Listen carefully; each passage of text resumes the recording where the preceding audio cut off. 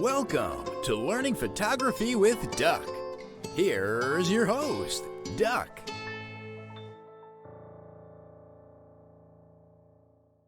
Testing, testing. Testing. I can hear you. Who was that? Was that you, Alan? All right. Welcome once again to another edition of Learn Photography with Duck. As always, I am your host, Duck. And today, as you can see, it's Q&A time. So if you have a question about, it doesn't matter, camera, lighting, working with models, we could even go into editing, Lightroom, Photoshop, whatever you want. So we got Brian just joined us. We got the two Allens here. Gloria's here. Bob is here. Hopefully we'll get Bill in on this as well. All right. And for today's, just to get kind of things started, I have, let me see if I'll share my desktop here.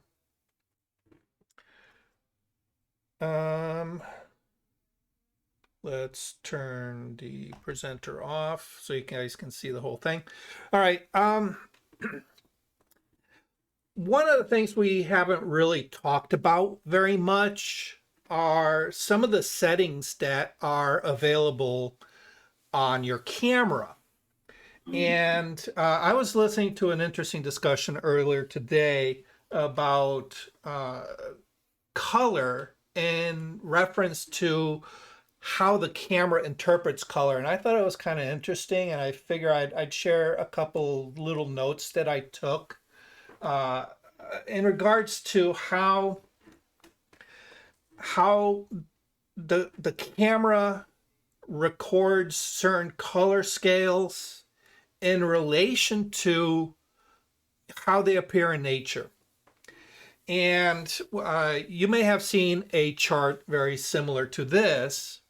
I've modified it a little bit to reflect a little bit more of the reality of our situation in regards to how the relationship between how the camera see things and how our eyes kind of interpret things, and how certain temperature ranges are recorded.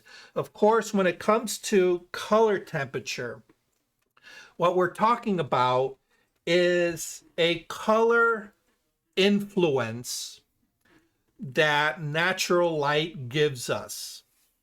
When it comes to, the sun. And of course, you know that if you go out in the very early morning as the sun is rising, the sun gives off a very warm orange glow. You can see some of the colors appear up in the sky. There, lots of oranges and reds and magentas, and all this light filtering through the sky like that at such an angle is going to give a specific color cast to everything that's illuminated by that light. And in order to be able to accurately record that light, we need to make sure that our camera is set to properly capture that color spectrum. Inversely, we can say, all right, we may have a color cast that is creating a negative influence on our image, and we want to be able to use our camera settings to negate some of that negative influence. And this is probably more prevalent when we're using artificial light. And we've all come to understand that, some artificial bulbs like tungsten lighting, halogen lighting, incandescent lighting, fluorescent lighting, they all have a very warm yellow, even sometimes a sickly green color cast that if we don't negate it, can really just make our images look ugly. So what I wanted to do is just kind of give you an introduction of how the camera sees things, how you may be familiar with, using certain defaults, and how they apply in the actual real world environment. So I have this chart here, and as you can see, it's your typical warm to cool range with white light pretty much placed in the center.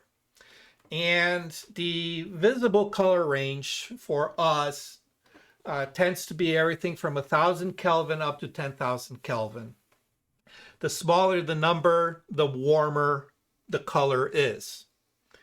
The bigger the number, obviously, the cooler it is. And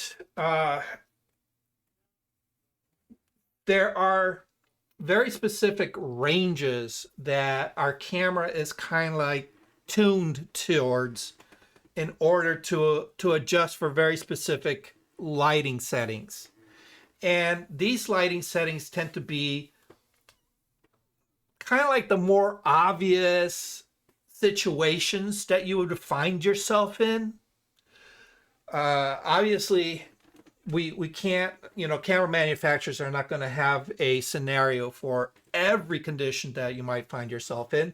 So what they do is they say, okay, well, these are the common ones. Of course, commonly, if you're shooting indoors, you're going to find one of two different types of lighting situations. Incandescent lights, all right, tungsten lights. If you've ever turned on a light in a lamp somewhere, you'll notice that it tosses out a very noticeably yellow light. And of course, we've all come to understand that non-color balanced fluorescent light tends to record with this sickly green cast to skin tones. So in order to compensate for these, we put our cameras into one of these two modes. So if we're in an environment where we're using tungsten light, we're going to put our camera setting to the tungsten setting, which of course is, this,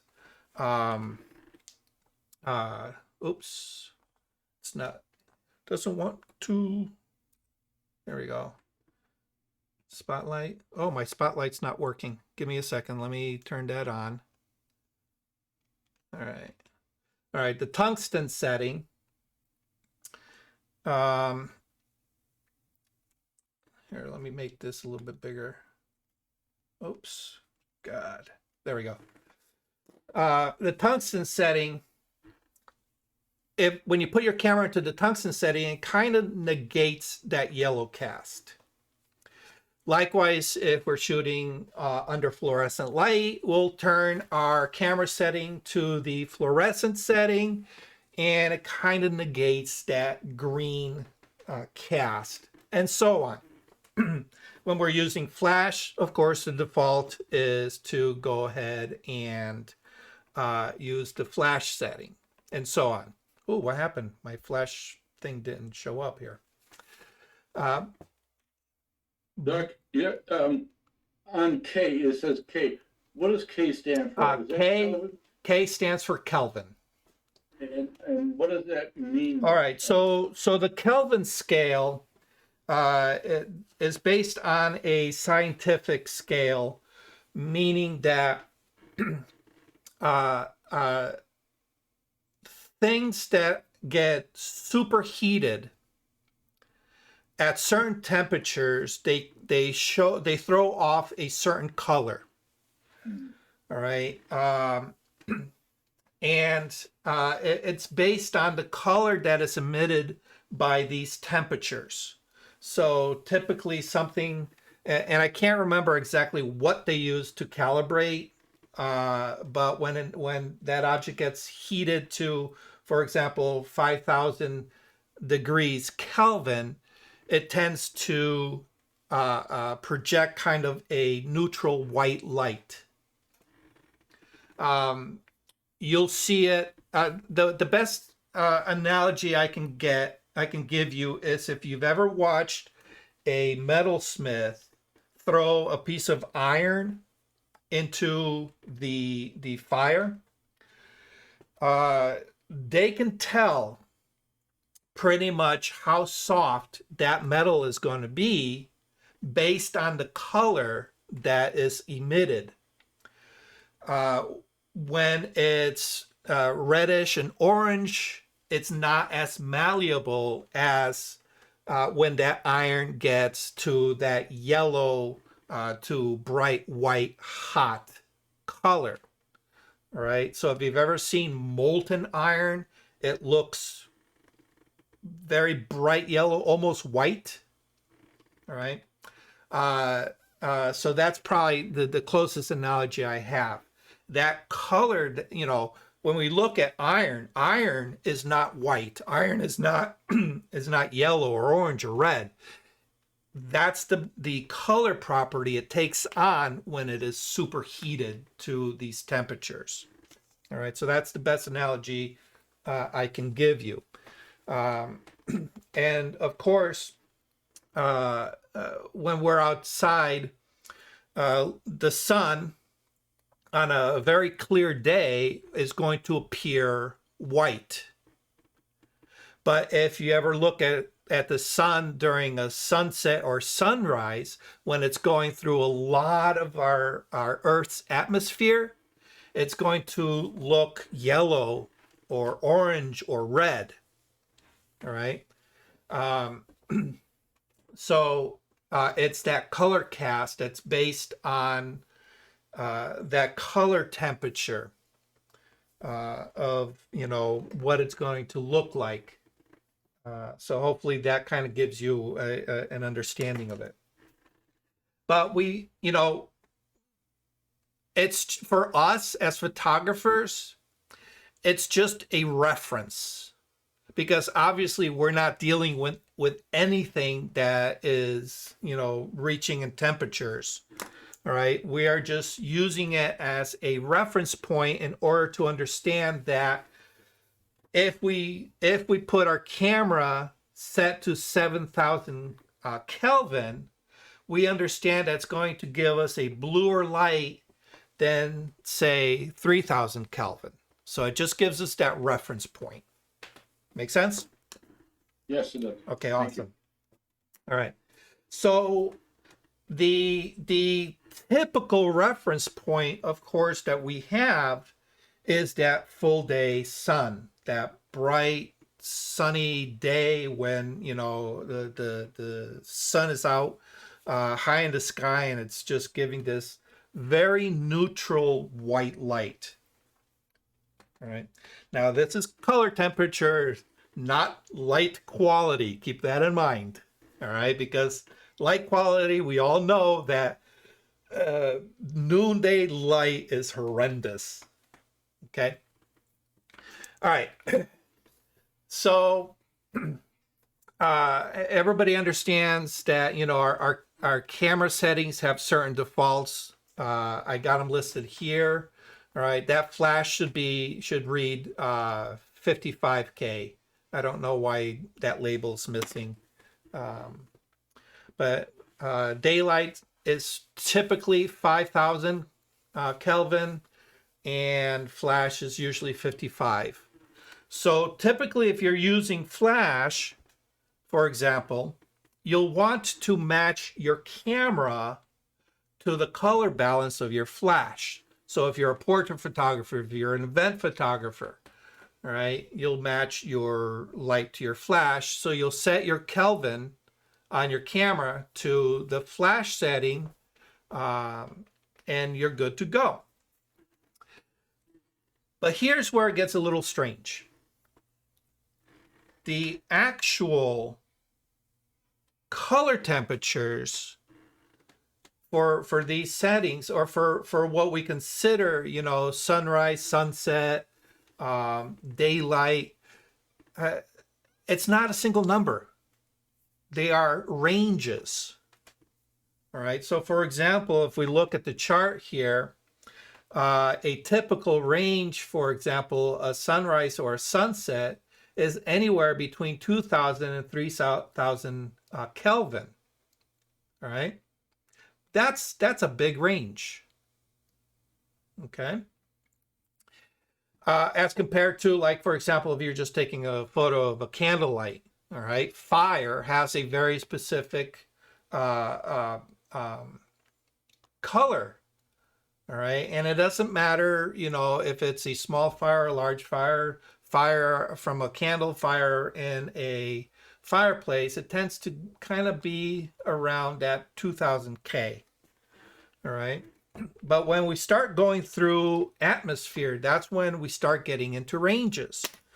So if you go out, take your camera out during the sunset, or, you know, you want to capture a sunrise, you're not going to look up at the sky and say, oh, well, you know, it's, you know, 2,500 Kelvin out here.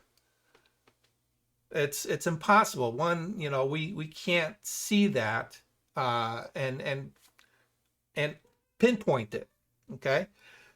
But it's going to be a range, and that range is going to fluctuate and change as time progresses. As the sun gets higher, the color temperature is going to start cooling off, right? So now, Hey, Doc. yes, Just a quick question. You mentioned fluorescent lighting already. yep, It used to be back in the old days, we knew if we saw a fluorescent light, we knew what the temperature was going to be, how correct. we had to set up the camera. But now a lot of fluorescent lights Yes. are LEDs and daylights, and I can't always tell if it's an LED or if it's a traditional fluorescent light. Correct. And I'm actually going to touch on that, but you're absolutely right. Lighting is not as straightforward anymore when it comes to man-made light. It's a crapshoot, really. Okay. And I also meant to say light bulbs too. Yes. Yeah, because we have all kinds of quote-unquote daylight balanced lights. Okay, but let's just stick to natural light for now, just to kind of give you the fundamentals and the understanding of this, and then we'll apply it to man-made lights. Okay, so you can see now that we're dealing with ranges. All right, as the day gets, you know, away from the morning and early afternoon, the color temperature is going to change.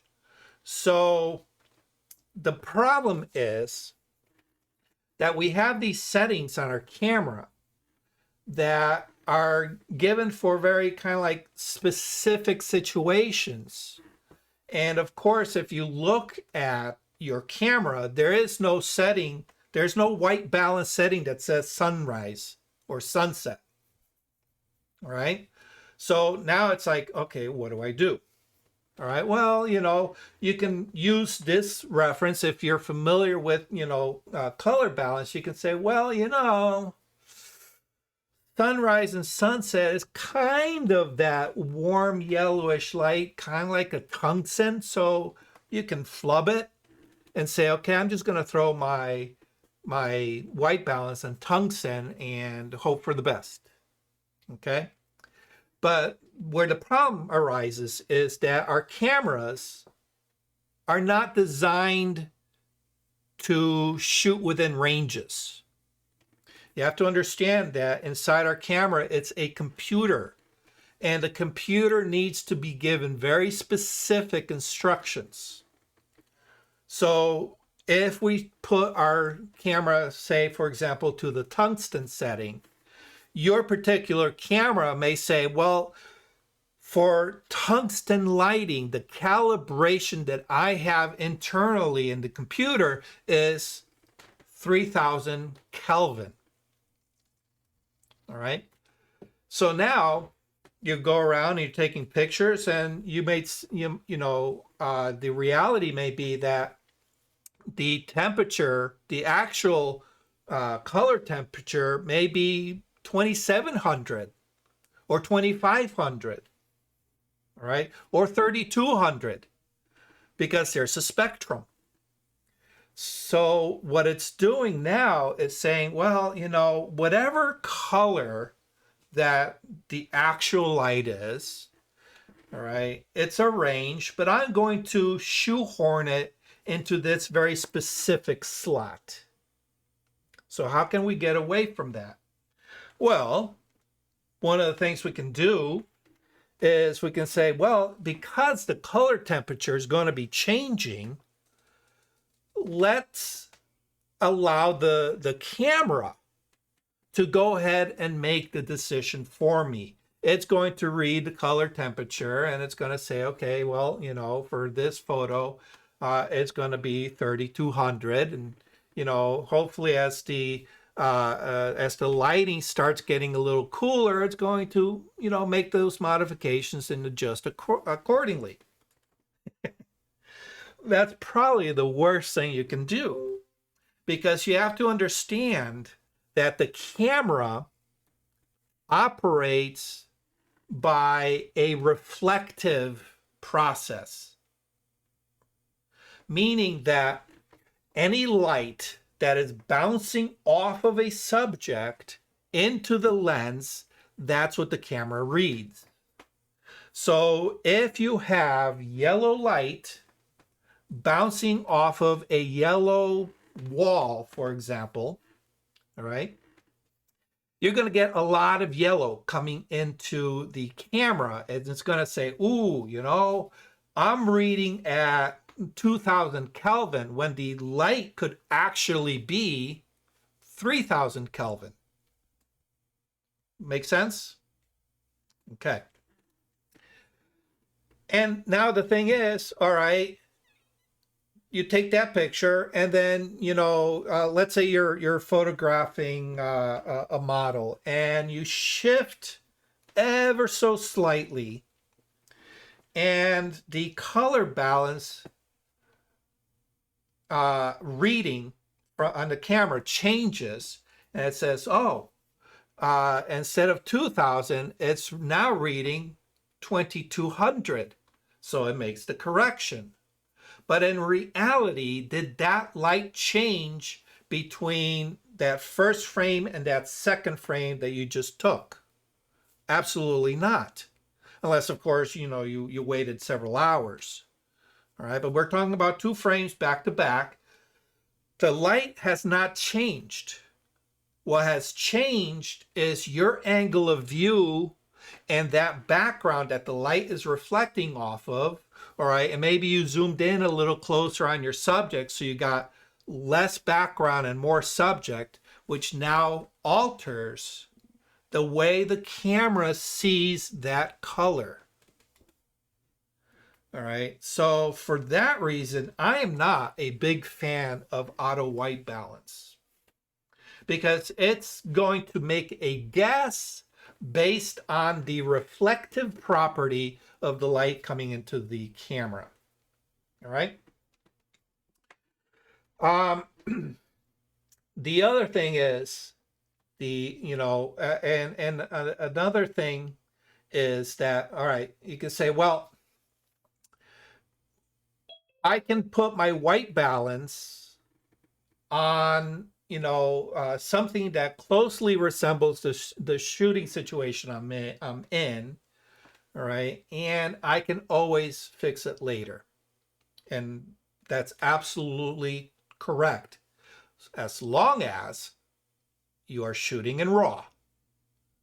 Okay, if you're shooting JPEG, it's going to bake it in, and it's going to make it very, very difficult to change. The other thing that you have to understand is extreme color temperatures are very difficult to modify in post. All right, so something that has a very, very noticeable yellow cast, it's very, very difficult to kind of negate that and go to a cooler cast without a lot of work. It can be done in post-processing, but it requires some knowledge of color theory and color adjustments and color grading.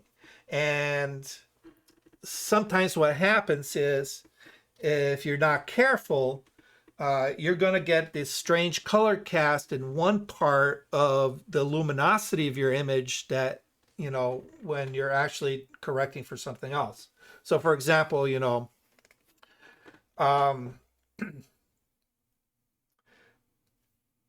color casts, warmer color casts tend to reflect off of lighter portions of our subject a lot easier and a lot more noticeable, where cool color casts tend to be noticeable more in the shadow areas of our images.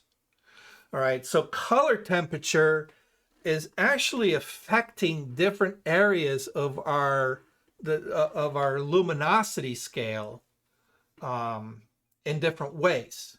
And that's where it gets into complications when you're trying to correct color cast. All right. So what's the solution? Well, one of the easiest solutions is actually built into your camera, and that is the custom color. All right, custom color. But it requires a little bit of setup. And that setup requires you to use a gray card. All right, so what is a gray card? All right, let me switch over to this. You can buy gray cards pretty much anywhere. All right, you want a gray card that is a neutral gray. And gray cards work with the way your camera meters things. It's typically what's referred to as a middle gray or 18% gray. Now, if you look at the color scale between white and black, all right, let's say you do a gradient, white and black, middle gray is, if you're going from 0 to 100, middle gray is 50%, correct? All right. But that 50% is within the scale of white to black as you're looking at it, not as it's being reflected into a camera. So that 50% gray is going to register as 18% reflective into the camera. And that's how our cameras are typically calibrated, to read that 18% reflective gray. All right. Skin tones tend to be off of, this is, all right, so what I'm holding here is a gray card from Data Color, all right? And on the flip side, oh, my green screen's interacting with it.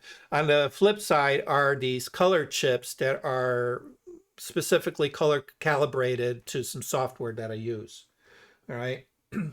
But in this case, we're just going to talk about the grayscale.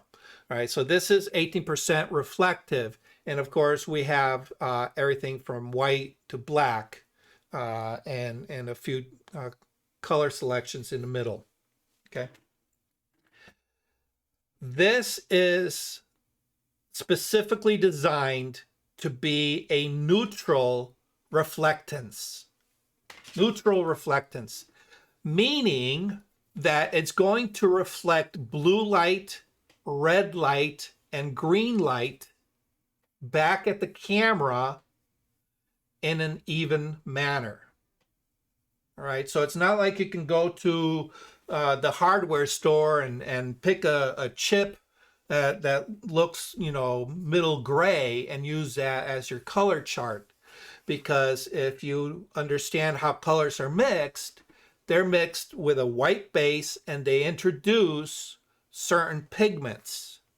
All right, and in order to get a gray, it typically throws in a little bit more blue and a little bit more red than the other colors.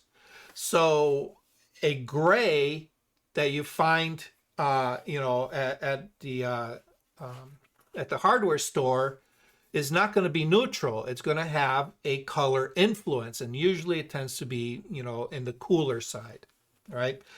How do I know this? I have a studio with a wall that I painted middle gray, right? But when I photograph it, it shows me that my blue value is a lot higher than my red and green value. All right, so I can notice it right in the histogram. All right, so I can't use that for color balance because it has a built-in bias. All right, that's where these cards come in. They don't have that color bias. All right, so if you have one of these, the best thing you can do is when you are in the environment you're going to be shooting in,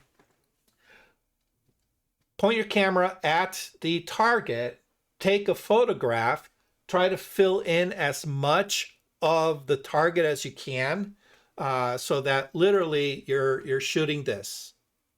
Okay, take a photograph of that. Then you can go into your camera's menu, set custom white balance. The camera's going to ask you, what image do you want to use as a reference to set that white balance to? You then select the last image that you just took, which would be your gray card, and say, I want to use this image.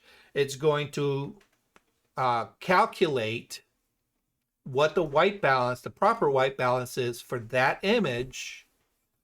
And because you're shooting it in the lighting situation that you're in, all right, it's going to read, oh, I'm getting a yellow influence, I'm getting a green influence, whatever influence that light is putting on this gray card, it's going to read it. And it says, in order to remove that influence, I have to set my color balance to my Kelvin scale to this particular number. All right. And it's going to give you that number. You now have that number custom set on your camera. And now you can shoot, for as long as that light situation doesn't change very much, you can shoot under that lighting situation. You're going to know that your colors are coming out a lot more balanced than they would be otherwise. Everybody understand that concept? Okay. Now, here's where it gets a little bit tricky. All right. Oftentimes, that number doesn't mean squat. Okay, oh, wait a minute. You just went through all of this explaining how, color influences and setting your camera properly and all this to negate that color influence. Now you're saying it doesn't make squat? Yes and no. All right. If what you need to do is record the situation, the scene or the subject or whatever it is that you're recording, if color, if the quality of the color is critical to the image capture, then yes, you need to use one of these. You need to balance for that color quality in order to properly edit and be able to deliver an image that is properly color calibrated. But here's where it gets away from that. Oftentimes, what we're doing isn't that critical. It's more subjective. All right. When we go out and photograph, the sunset, for example, okay, we're seeing the horizon, and we got these beautiful colors, yellows and oranges and magentas and deep purples, and it just looks gorgeous, right? We take a photograph of it. We bring it home, we open it up, and it's like, ooh, the colors are awfully muted. It's not quite what I remembered. All right. This happens all the time, right? So what do? We go into the software and we enhance and we manipulate and we add additional color to it in order to get it to match the mood of the image, not so much the true nature of the whatever color temperature was out there. All right. So at that point, does how your camera recorded that color matter? Usually not. Okay. All right. But I would suggest, you know, keeping your camera set fairly close to what your shooting situation is, and you know, only get, what do I say, anal retentive about it when it really matters to the work you're producing. All right. I happen to do a lot of product photography. Color is a requirement. You know, I can't shoot something that is red at, you know, a very specific red, photograph it, and give the client something that looks a different color red. All right, because they're going to complain. They're going to say, "Oh, that doesn't look like the red I have." All right. So for that reason, color calibration is important. But other times, you're just going to be putting your own spin to color anyway. So, you know, get it as close as possible and then just enhance it from there. All right. Now, understanding this, we can also say, hey, you know, if I take it, let's say I am shooting during the day. All right. And the day, let's see, daylight is somewhere around 5,000 to 6,000, 7,000 if you want to go into, you know, into the sunlight. Anywhere from 5,000 to 7,000 Kelvin. All right, that's a broad range. All right, and you can say, well, you know, if I set it to this daylight look and I take a photo of my client, if I take a photo of the client, they're going to look okay. All right. Maybe, depending on what the actual color is and how your camera is correcting for that color, it can make them look a little washed out or a little pale, a little sickly. All right.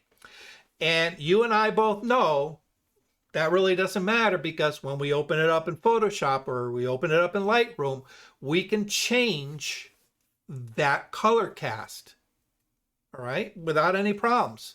But when you are on scene and you take the camera and you say, you know, you turn the back of the camera to your client and go, this is what you look like. And they look at it and say, oh, I look washed out. I look sick. I look, you know, green around the gills, or I look purple, or whatever it is. All right. It doesn't make you look good. All right. And all of a sudden they're losing a little confidence in your abilities. So this is where getting a little bit closer to a truer representation, or flubbing it a little bit, all right, giving them a little more warmth to their skin, will help you regain that trust and keep that confidence in your client to say, hey, look, this is what you look like. And they look, wow, I never looked so great. All right. Because you've given their skin tone a little bit more warmth. All right. Make sense? All right. So hopefully you got a little something out of this. I know I'm not really going overly deep into it, but I just wanted to give you an understanding of color temperature, how it relates to the camera, and hopefully it makes you see things a little bit differently. All right. Just for transparency's sake, those of you who have been on photo shoots with me, All right. I like to keep things as simple as possible. I jokingly say I am a very lazy photographer. All right. I keep my cameras pretty much set. Typically, they'll either be shade or cloudy. All right. Shade or cloudy. And the camera never leaves that setting. All right. Because one, that's one less setting that I have to worry about. And two, it's typical of what I will find when I'm outdoors shooting anyway. All right. I very rarely will shoot in bright, hard light. Okay. And oftentimes, there's a lot of cloud cover. So I'm already shooting in a typical environment. And secondly, even if I'm shooting indoors, all right, I shoot products, so I tend to push my camera more to the cooler side than the warmer side anyway. So keeping it in the shade or cloudy setting for me as a default works. And then from there, it's just a small movement to get it to the proper color that I want to shoot in. The only time I'll change that is if it's color specific to a product I'm shooting where color matters. Okay. But oftentimes, if I'm shooting food, I'm automatically warming those up just because it makes the food look better. If I'm shooting people, I typically warm them up because it makes them look better. Okay. So hopefully that makes sense. All right. Anyway, How about on sunset? I have trouble with sunsets. sunrises and sunsets are a challenge because we're dealing. All right. Again, you got to understand that the camera is reacting to a reflective process. All right. So typically you have incident light, which is the light that's coming off of the sun, all right, traveling through some kind of atmosphere, all right, and that atmosphere is going to lower the temperature, okay, and when it lowers the temperature, that's when we get into the yellows, oranges, reds, okay, but we're also dealing with low light. And as you know, when light starts getting lower and lower, we start getting into a cooler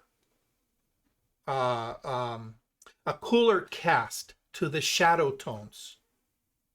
All right. So here's where it gets really tricky because the light coming from the sun is in this 2,000, 3,000 color range, but yet the tones coming from the shadows are we really can't say into the 8,000s range, but if we were to be able to measure the color temperature on the shadows, it doesn't reflect the light, okay, because you have to understand what we are recording is the light that is being reflected off of a surface. All right, so let's say you're at a sunset and you have a person sitting at a table. All right, a person sitting at a picnic table, sunset. Behind them is, maybe some bushes. Okay. The light's coming across pretty much horizontally, lighting up one side of their face. It's throwing all this very, very warm yellow, orange, red light onto their face. Okay. On the shadow side, there's none of that color cast coming into play. All right. Because there's just it's going into shadow. And shadow at night tends to be very blue. All right. So this is where we get into that contrast. All right. So now it becomes a problem. It's like, okay, what camera setting do I set my camera to? All right. So the ideal would be to say, okay, what is the light quality? What color is the light quality? All right. In this case, we're dealing with, oranges and reds. So we'll want to push our color balance into the 2000, 3000 color range, because it's going to enhance, it's going to kind of like work with those colors. Okay. It's going to neutralize it a little bit. Okay. And then from there, you can say, okay, well, if it's neutralizing it too much, it's going to start removing some of that color. All right. So we need to drop even lower. All right. And now what you have to do is you have to play with what the light is illuminating. How is that being represented? Don't worry about the shadow side. The shadow side, let it do what it's got to do. You can always deal with that in post-processing. All right. So you can say, I'm going to go lower, and I'm going to introduce, by going lower, you are introducing color into your image. All right. It's just like if you open up your image in Lightroom and you move that color balance, a slider more towards the yellow side is going to introduce yellow into the image. Okay. So you can, if you want to do it in camera, all right, you're going to go to your, your camera settings and introduce you're going to tell the camera, oh, I want you to shoot this at 3000 Kelvin. And it's going to introduce that yellow warm tones into your image. Okay, so now when you look at it in the back of the camera, it's going to look, all these wonderful oranges and yellows and reds. Okay, but if you look at the shadow side, it's also going to influence that. So you have to understand, when you now bring it into your editing program, you're going to need to neutralize the color from the shadow side. Otherwise, it looks like you just color painted it. Okay. And this is where that split toning comes into effect. All right. So typically what I like to do is I like to keep it fairly neutral. All right. Knowing that when I look at the image straight out of camera, those colors are going to look a little washed out.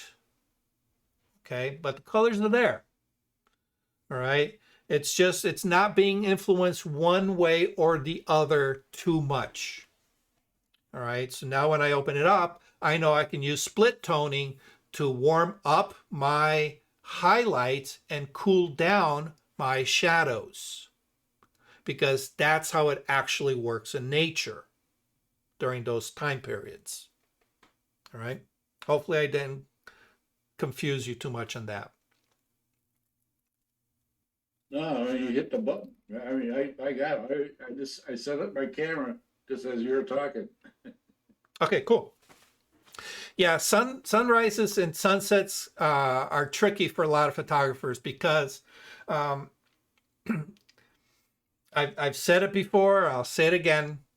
Your camera will always lie to you in one way, shape, form, or another. Okay? Once you understand how the camera lies, then we know how to correct for it. Okay? And luminosity or exposure, all right, is one of the ways the camera lies to us. Okay?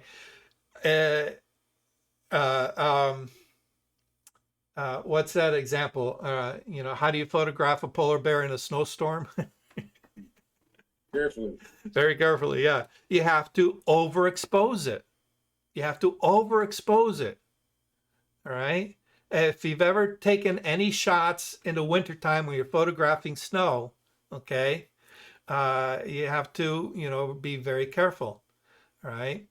Because the camera automatically wants to underexpose it in order to change that white snow to 18% gray. Okay, so in order to combat that, you have to overexpose. All right, which a lot of people, uh, uh, don't get that concept. Same thing with shooting a black cat in a coal mine. Okay, how do you shoot a black cat in a coal mine? You have to underexpose it because it's going to want to turn the black cat and the coal into 18% gray. All right, so so that's how it lies to you with luminosity. Color wise is going to lie to you because of the way the camera records certain colors. All right, it's going to have that the camera wants to correct for certain color casts based on the camera settings. Right, so if you have all right, let me get rid of this. Okay, if you are photographing in this range, okay, and you have your camera set to this range, okay, it's going to want to cool things off. All right, so it's, this camera setting is going to lie to you based on the actual color. All right, so you have to be careful. Doc, Yes.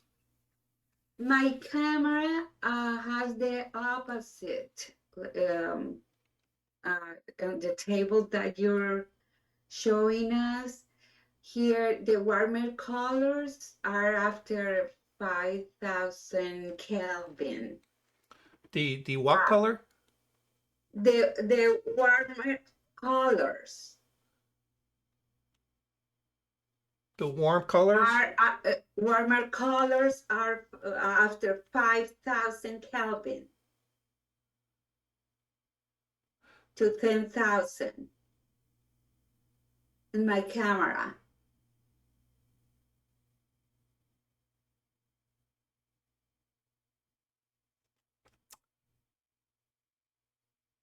Because you said the blue Yeah.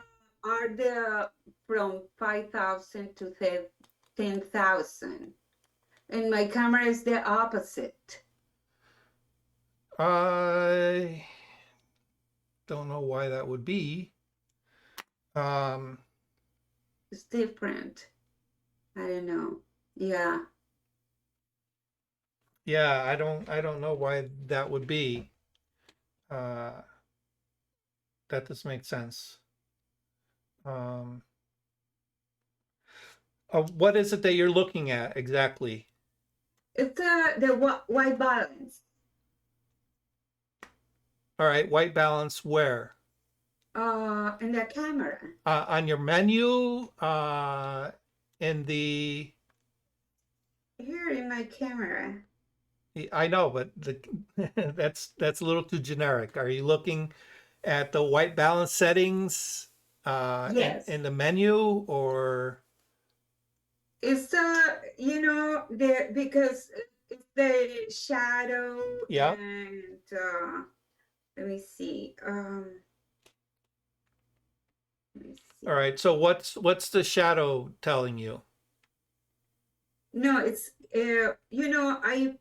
Kelvin Yeah. gives me some numbers, the color temperature. So under 5,000 is the blue, the colors, like the blues. Okay, well, 5,000 is going to be It's the closer middle. to the neutral white light. Yes. If I put it in 6,000, it's getting warm colors. Oh, okay. I get you. I get you. All right. I don't know why they're presenting it that way, but Yes. yes. So all right, in order to neutralize blue color, what do you have to do? Put it after 5,000. You have to add a warm tone, Yes. okay?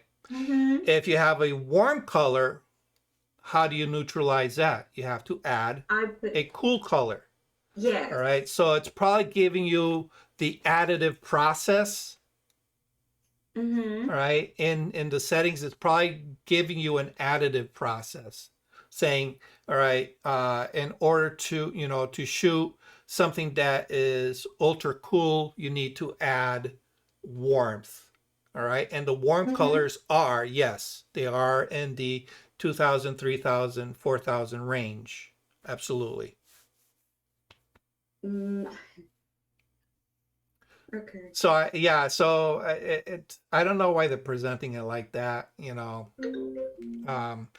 I can see where that would be confusing, you know. Yeah. So, all right. The other thing that um, again, I don't really want to complicate this too much, but when it comes to color correction, uh, there are two scales that we're working with. All right, the most obvious one that is represented by this is the that yellow to blue scale, Mm-hmm. right? Where yellow, of course, gives you that nice warm colors, and blue will give you those nice cool shadows, right? Mm-hmm. This is typically what we'll see when we open up Photoshop or when we open up Lightroom. All right, that's our color temperature. If we want to add warmth, we go to the warm side. If we want to cool things off, we go to the cool side. All right, but what it's actually doing is it's lowering the blue tones and raising the warm tones. All right, in order to control our blue tones, we lower the blue, raise the warmth.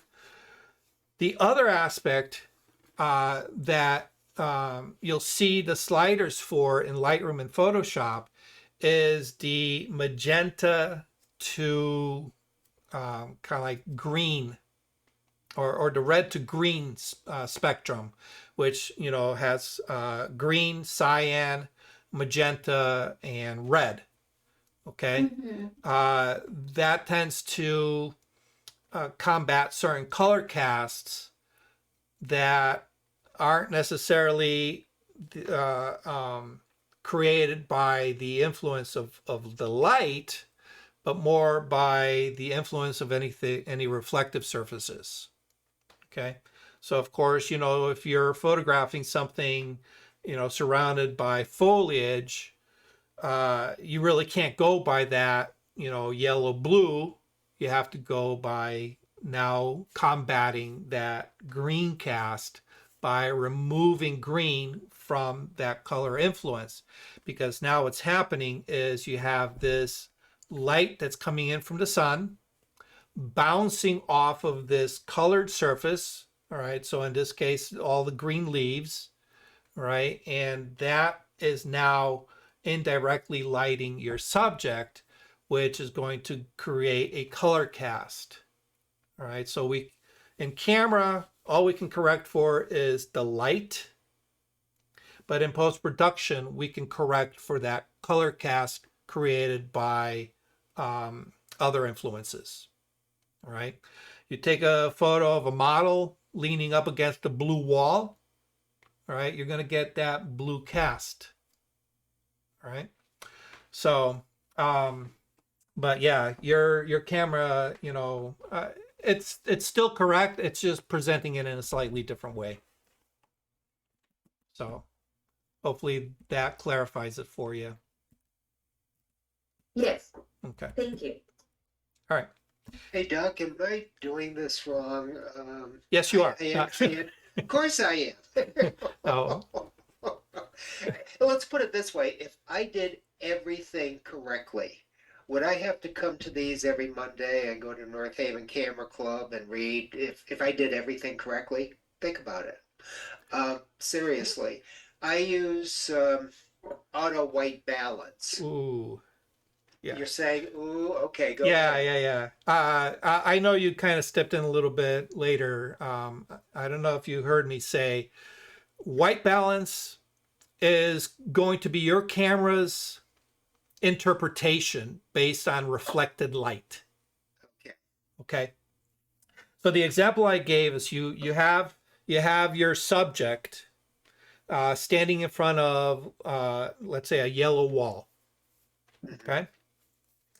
And you're taking a fairly wide shot and your camera set to auto white balance. All right. So you have daylight light coming in, hitting your subject, also hitting that wall. All that is now being bounced back to the camera. Your camera takes that light and says, oh, according to this, the exposure needs to be X, Y, and Z, right? That's how you set your exposure. But at the same time, it can also read the color of that light, all right? And because it's being influenced by all that yellow off of the wall, your white balance, because you're leaving it to the camera to determine, says, ooh, there's a lot of yellow being reflected back, all right? Because it takes whatever light comes in, it's going to separate it into the three channels, red, green, and blue, okay? So that yellow registers where? Registers on the blue channel because blue and yellow are opposites of each other, all right? So it says, oh, I got this heavy yellow cast to this light. I need to change my white balance by adding blue to my white balance in order to negate all this yellow, all right? So you take a picture and you look at it and, it'll look okay, all right? The yellow of the wall doesn't quite look the same in the photograph than, you are looking at it in real life, but, you figure, okay, it's probably something to do with, the light, whatever, okay? Now you zoom in and you take a close-up of your model. All right, so now you have more of your skin tone and hair and whatever, clothing, and less of that yellow background. Okay, so let's say they're wearing a blue shirt. All right, you take a picture of your model, and now the light being reflected back, it's going to, again, divide it into the three channels, and it says, oh, it's not as yellow as that previous one. I'm going to adjust my white balance appropriately and not take as much of that yellow away. So now you look at the two images you just took side by side, and you're going to look at that background, and the backgrounds are going to look completely different. The skin tones are going to look completely different. The model's shirt is going to look completely different between the two because the white balance on both those images you just took back to back are going to be at two different color white balance spectrums, all right, or settings, all right? What has changed? Did the light situation change? No. Did the model change clothes? No. Did the model change ethnicity? No. Did the model get a hair dye? No. What changed? Your color balance based on what the camera perceived it should be set to. That's why I don't like white balance. Automatic white balance. It's because it's going to give you different settings. Every time you click that shutter, it's going to give you a different setting, based on what you're shooting.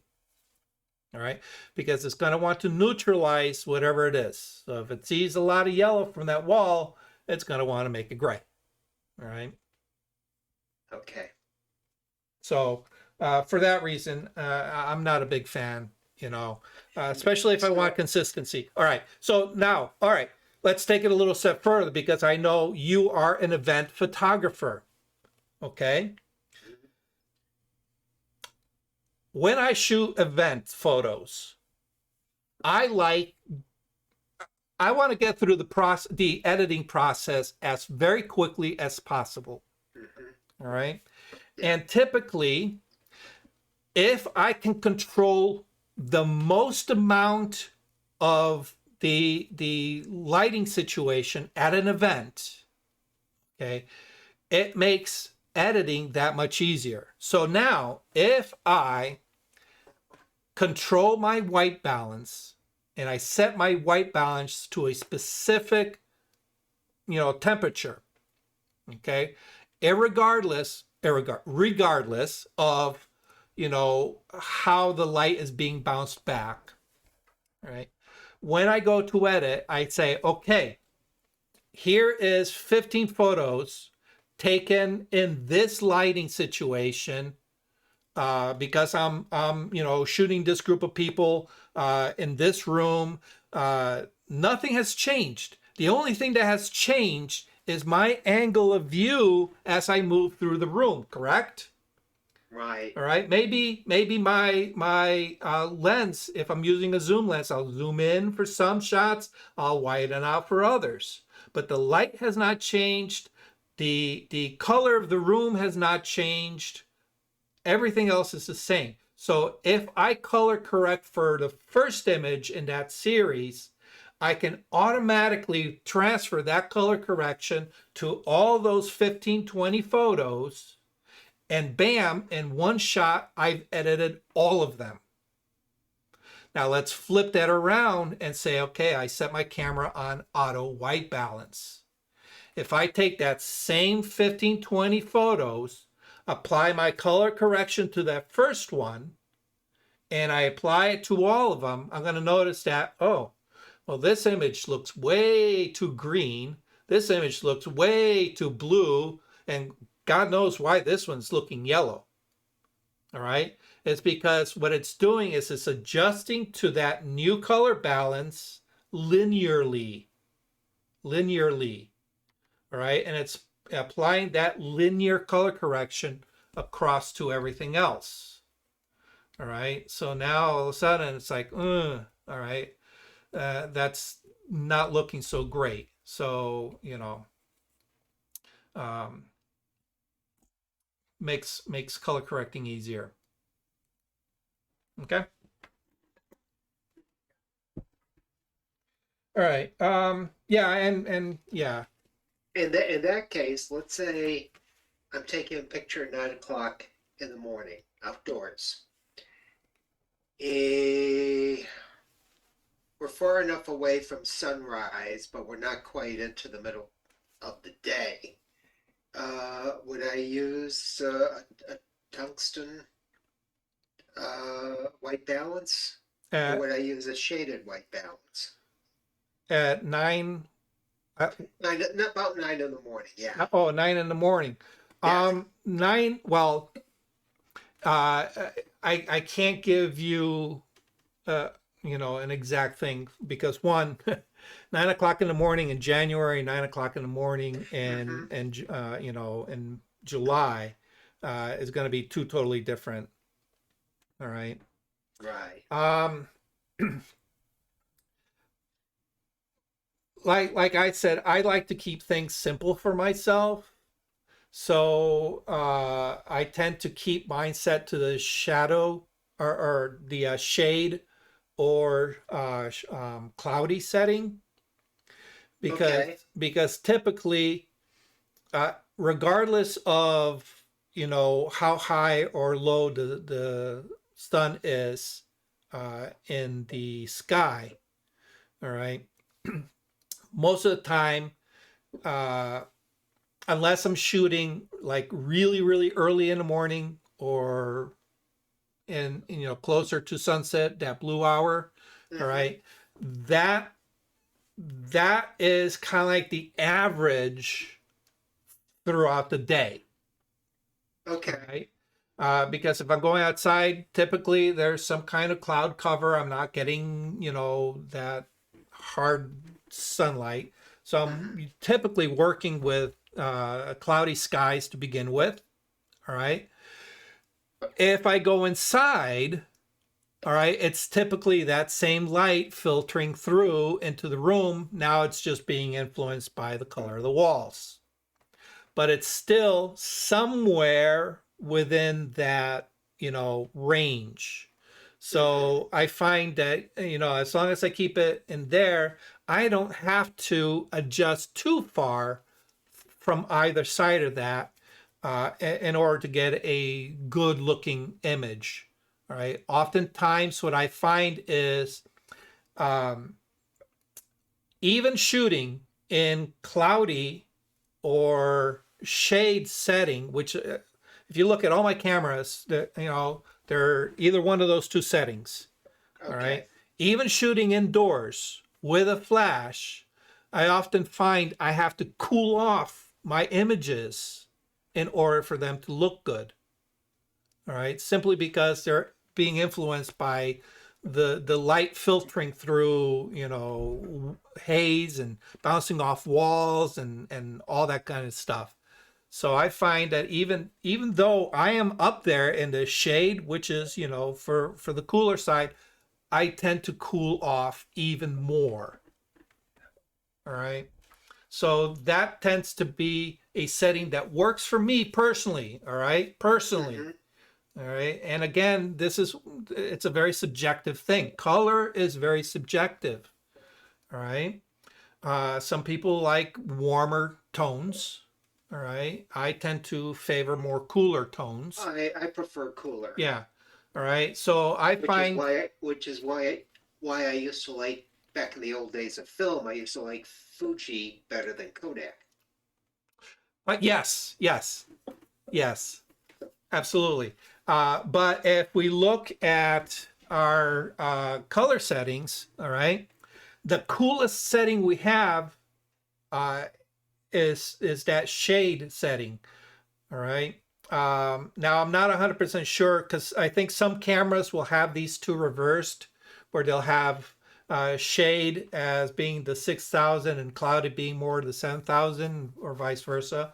But the presets in your camera, all right, typically don't go higher than this. Okay.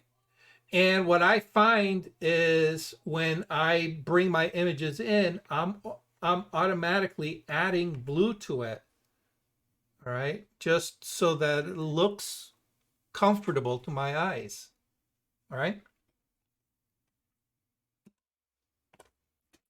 All right. And what did you say about changing the magenta, that second line in post-processing? Oh, Do you, yeah. So that becomes part of your color correction in post.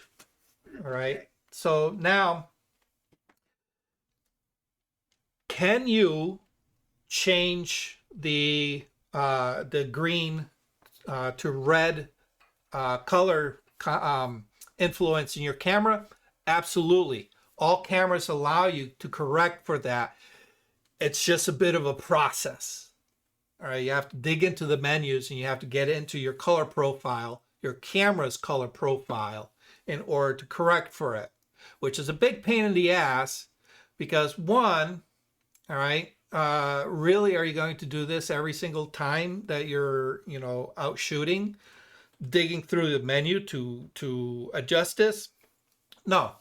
All right. But if you do an automatic if you do a custom white balance by using, by shooting the gray card and creating a color profile, when it creates a color profile, it not only adjusts the blue to yellow spectrum, but also the green to red spectrum. Okay. Okay. That's why a custom white balance is probably your best solution for getting relatively, true colors in your camera. All right. Now, told myself I wasn't going to get complicated with this, but I'm going to complicate things. In addition to this, your camera does have color profiles. All right. Typically, they're the standard landscape, portrait, and neutral. All right. And mine has automatic. And auto. Yeah. All right. Again, I don't like auto. I don't like auto anything on a camera. All right. With a few exceptions. But if you look at these color profiles and you open up these color profiles in your camera, it will show you a grid. Let's see. Hold on a second. I don't have a grid. Yeah, I don't have a grid. All right, but let's see if I can draw one here. All right, a grid will look like this with kind of like what you learned in high school geometry class. You know, you have your number scales, right? Except this will be blue, this will be yellow, this will be, I think, green, and this one will be red, or whatever the case is.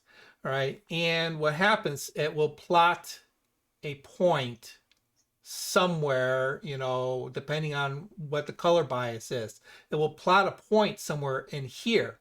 All right. And of course, like, for example, if we take this dot here, all right, it's going to the bluer side, so it's cooling it off, and it's going to the green side, so it's removing any red cast. Okay. If there's a point up here, what it's doing is it's warming it up, so it's getting rid of any blue cast, and it's going to the red, so it's removing the green cast.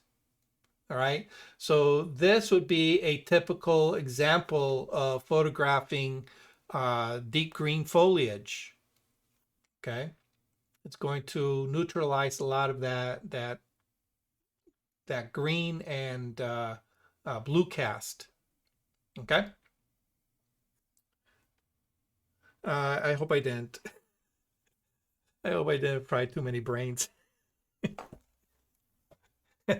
You know, Bill, damn it. I told myself I wasn't going to get complicated. Yeah. But complicated. You're doing so well. Yeah. It's all Bill's fault. It's all right. You know, hopefully you understand a little something of this. Okay. All right. And then there's always exceptions, and those are only your guidelines.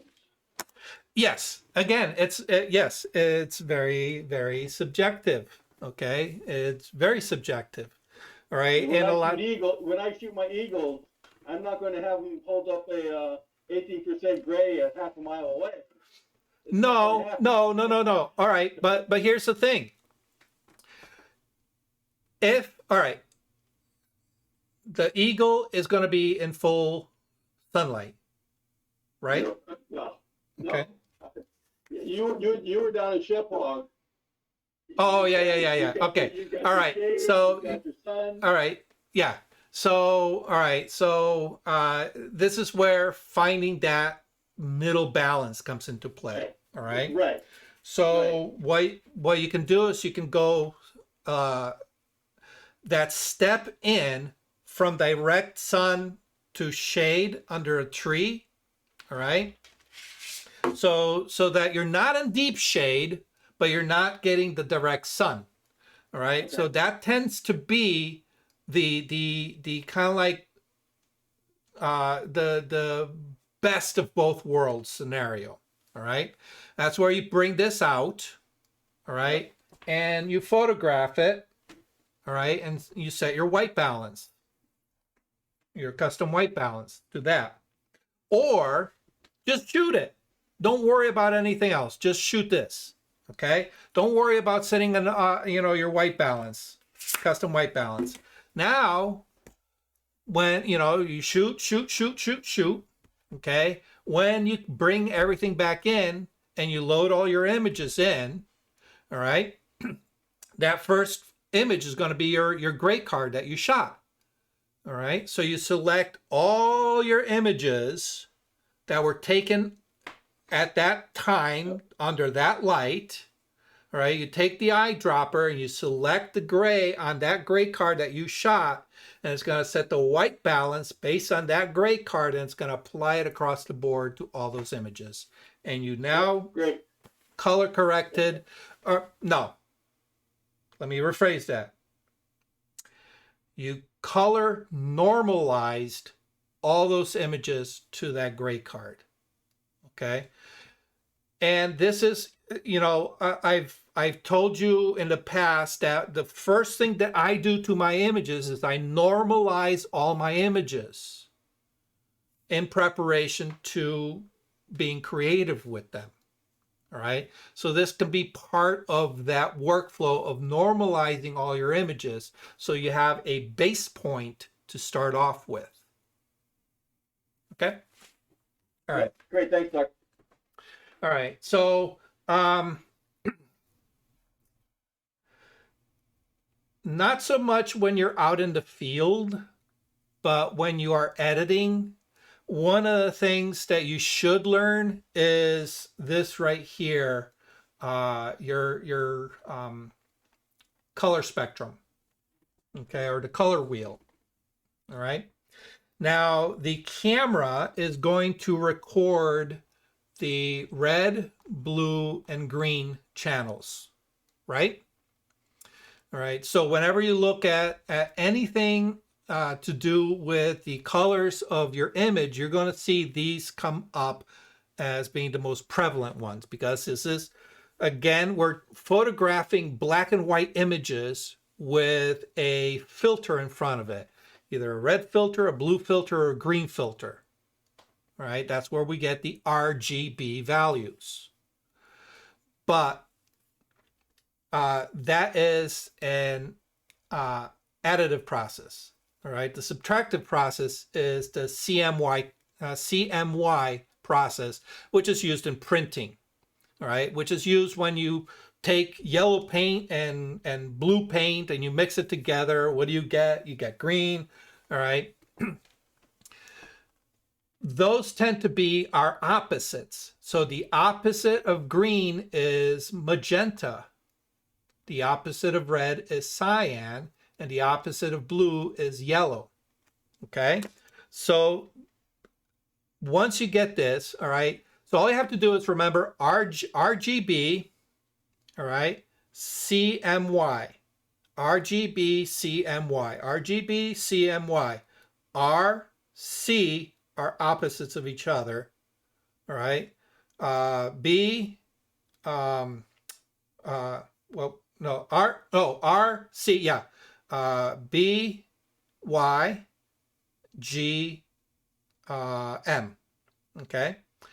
Once you get that relationship, it makes editing so much easier, because you look at an image and say, oh, there's a lot of yellow in this image. Okay. I need to correct for that, all that yellow, okay?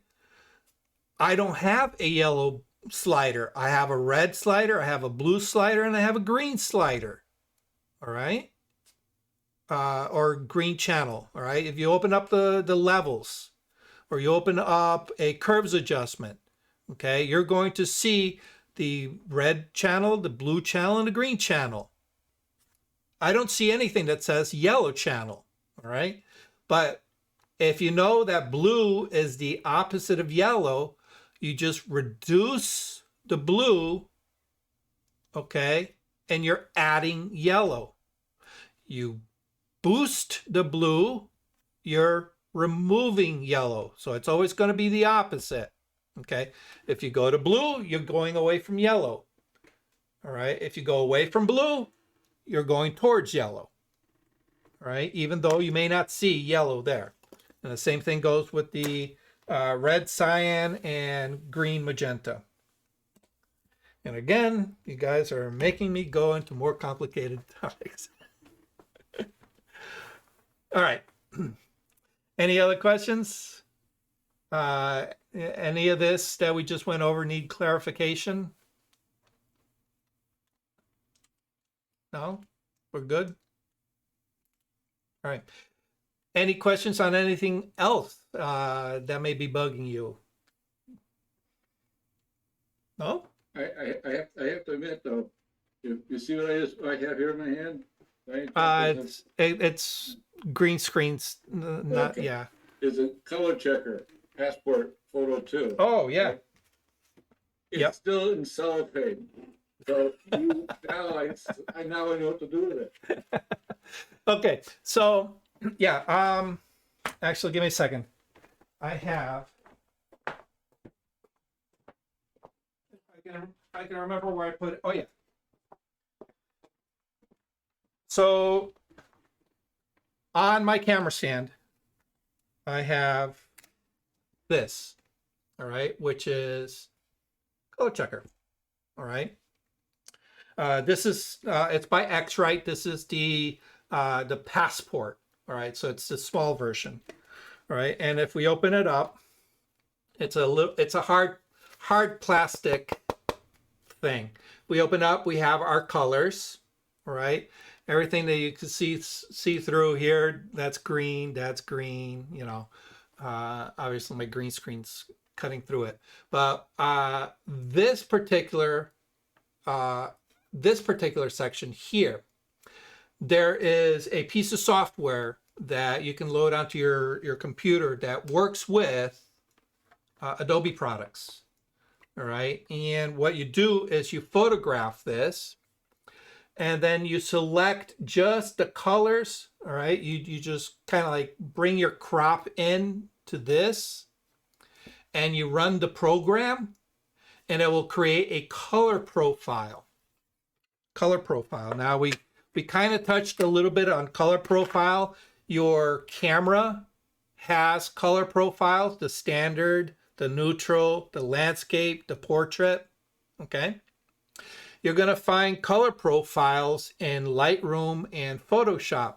You have Adobe Landscape, you have Adobe Portrait, you have Adobe Neutral, you have Adobe Standard. Okay. Those are color profiles. That means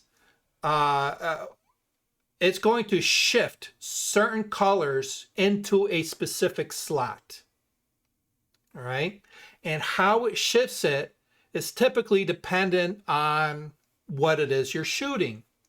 All right. So it'll probably brighten and enhance green colors if you're choosing the landscape profile. It's going to enhance and maybe desaturate orange colors if you go into the portrait profile. All right. But those get you close. Because they're made to be very generic color profiles. If you need a very specific profile, so for example, if I'm shooting something in studio that needs to be very color specific, and I'm using all kinds of lights, I know, even though the flashes are supposed to be balanced for, that 55K color balance, I can't guarantee it because they're going through some kind of diffusion material. Right? I got all kinds of soft boxes. I got reflectors. I got, God knows what other kind of, modifier modifying the light. So it's going to shift my color balance ever so slightly. All right. So what I do is I photograph this under that lighting situation. All right. And any influence that are created by my soft boxes, by my reflectors and my scrims is going to influence these colors. Now, these colors are very specific. They have a specific number attached to them. They're calibrated. All right. So now when I run the software, it's going to analyze the colors that the camera recorded underneath those lights, and they're going to say, oh, well, this pink is supposed to be X, Y, and Z, but it's reading A, B, and C. All right. So it sees the difference between those two and says, okay, the red channel has to be moved this way, the blue channel has to be moved that way, and the green channel has to be moved that way. it makes that correction automatically and creates a profile based on these colors. All right. And it's going to spit out that color profile, which you now can load into Lightroom, and you can select all your images, apply that color profile, and it's going to, you know, color neutralize everything, color correct everything across the board. All right. Complicated, like Alan said. But yeah, so that is the same as this. All right. This is just the larger version. This I take on location when I go shoot like portraits. I'll do this. I'll have them hold one up. I don't bother with this when I do portraits. I just want this. Okay. Hopefully that answered your question. All right. So if you have, you know, the hardware, all right, you just got to load the software to your system. Okay. And you can download the software from the X-Rite website. It's free to download. All right. Any other questions? Oh, you know what we didn't do? Our coming up. What we have coming up. Upcoming. Where's our upcoming? Here we go. Upcoming. Oh, I didn't change the time. Coming up with the CTPPA is our photo walk at the Seville Dam in Barkhamsted on February 22nd. The time here is wrong. All right. So the spelling. Is it? Our photo walk. Photo what? Oh! Photo walk. Hoodoo walk. Welcome to Whoville. You know what? I never noticed that. But thank you for pointing that out. I must have been bleary-eyed. Sorry, it's been up for 2 weeks. Sorry about that. And see, you know, this is I throw it up and I don't even pay attention to it. But all right, I'm glad it gave you a chuckle though. Gave me a chuckle. All right, but yeah, we're having our photo walk February 22nd. It's been moved. It's on the Facebook page. 4:30, something like that. I can't even remember. All right. Where do we meet? There is. I've never been there. Parking lot? In the parking lot. Yeah, I've never been there, but looking at Google Maps, it looks like there is a parking space or a little parking lot off to the side, short little walk. So we'll be meeting there. There's a big parking lot on one side and two small parking lots on the other side. All right, probably the big parking lot. I think it's more convenient. All right, and it looks like there's something on the back side of the dam, little sitting area. Yeah, I'm not sure about that because I usually don't walk it. So. Yeah. I'm more interested in that the pump house and you know the look of the lake. One of those things. If anybody has your iridescent vests and so forth, it would be helpful because you're right on a busy street at that point. Yeah. A good point. I think I'll add that to the meetup write-up. But that's an excellent observation. Yes. So, but anyway, yeah, we'll meet in the big parking lot and we'll take it from there. You know, I hope to be there. Oh, awesome. Like I said, I've never been there. It's one of those locations where every time I see a photograph, I'm like, oh, I got to get out there. And of course, you know, I go by it a lot, but I haven't stopped. Yeah.